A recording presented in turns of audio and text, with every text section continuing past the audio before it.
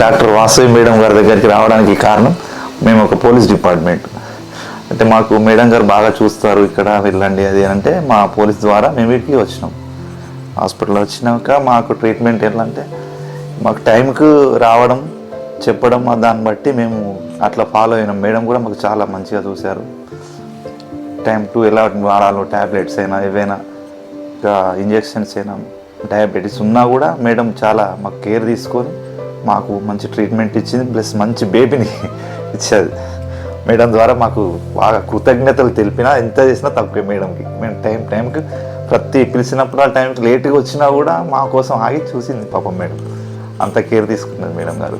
చాలా మేడం గారికి హాస్పిటల్కు చాలా మేము రుణపడి ఉంటాం. మాకు వెళ్ళ మాకు పోలీస్ ద్వారా మాకు ఇంకా మాకు మంచి ప్రియారిటీగా ఇచ్చి చూసింది మేడం. చాలా థ్యాంక్స్ మేడంకి. స్టాఫ్ కూడా బాగా చాలా మాకు కేర్ తీసుకొని సార్ మేడం ఉన్నారని కూడా చెప్పి మాకు ఫోన్ చేసినా కూడా వాళ్ళు టైంకి చెప్పేవారు. చాలా మాకు వాళ్ళ స్టాఫ్ కూడా చాలా కృతజ్ఞతలు తెలియజేస్తుంది. స్టార్టింగ్ నుంచి డిశ్చార్జ్ వరకు కూడా స్టాఫ్ మేడము అందరు చాలా చాలా చాలా బాగా చూసుకున్నారు.